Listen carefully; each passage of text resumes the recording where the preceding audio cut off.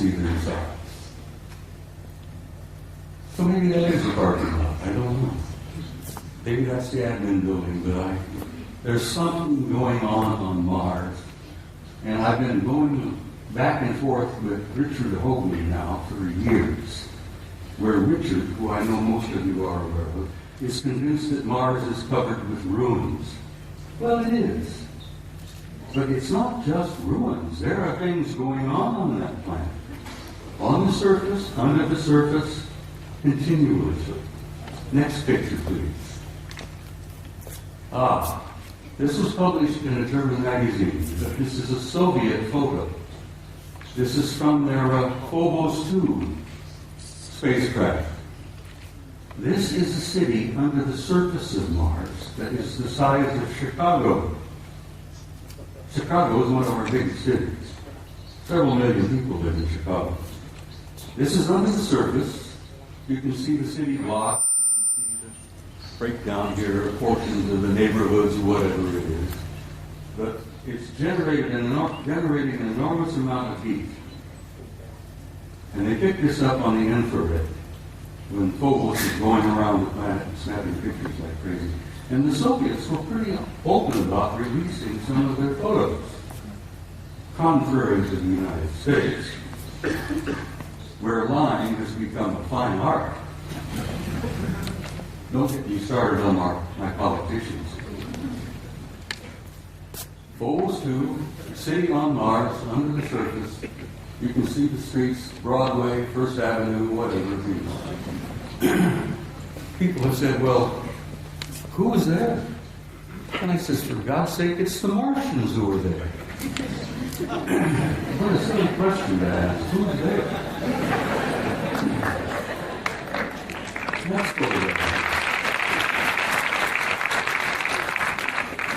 Now, I love this picture. I'm in love with this lady. Your ancestors and mine called her Gaia. She was feminine. She was a goddess. She was sacred. This beautiful lady has a respiratory system. She has a circulatory system. And she has a heart. And she's our source of life on this planet. We needed her. We need her now. We wouldn't be here if it were not for her. We talk about Holy Lands, Mecca, Jerusalem, here, there, everywhere. That is the Holy Land, people. It's that beloved planet that we are home.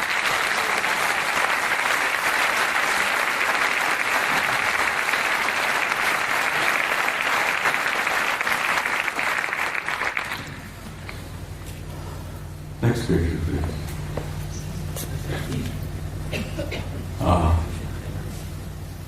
I spoke to you earlier about the fact that your grandchildren and your great-grandchildren and so on, the generations yet to come, have a destiny in the stars. And in time, they will go out there and claim their rightful place in that infinite community of life. And you can believe that, and you can accept that with an assurance and a truth that goes beyond doubt. The destiny of this species and this race, this troublesome clan of monkeys, is in the stars. And there is your destiny. And I want you to understand that and have some hope. And don't get depressed. Because you're going to be undergoing some very difficult times in the few years yet ahead. We're going through this transition, this transformation, this transcendent transformation into another species, into another race. And if you remember your own adolescence, it was a painful time.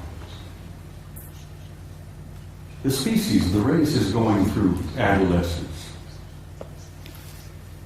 But we're not alone. We're being helped.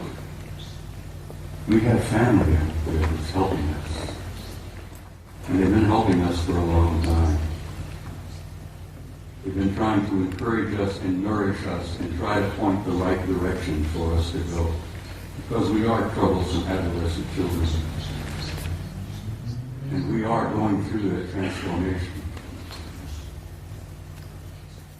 But my point is that there is no doubt about the inevitable destiny and truth of the human race. Now, I want to quote something from you, if you'll bear with me here. One of my favorite authors, poets, was a man I've admired for years, Count Leo Tolstoy. Tolstoy said that there is something in the human spirit that will survive and will prevail. That will survive and prevail, and that there is a tiny and brilliant light burning brightly in the heart of man that will not go out no matter how dark the world becomes. And then in the years ahead, when things are difficult, the economic problems take place, there will still be disruptions, fear. Oh, sadly enough, I'm afraid there will still be blood in the streets, here, there, and everywhere. This coming out of adolescence is not an easy process. But then, what do you do when you reach beyond adolescence? You reach adulthood. You grow up.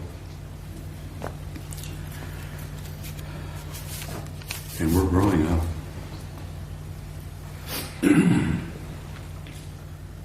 Well, ladies and gentlemen, my journey is coming to an end. But for many of you out there, your journey has just begun. And I want to say something to you before I leave the stage this afternoon.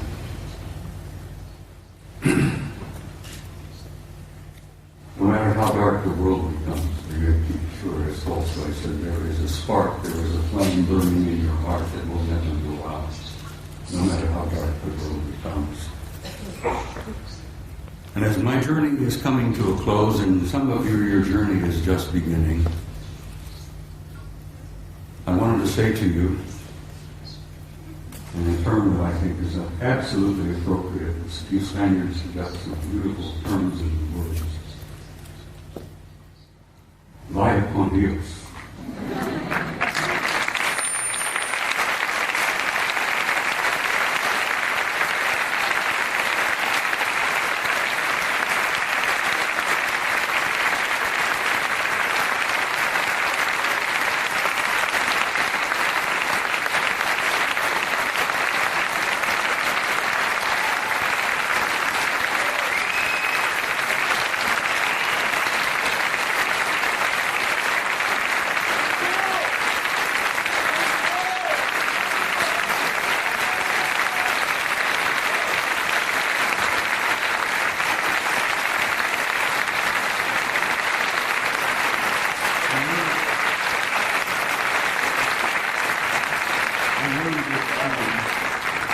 I've learned this term literally.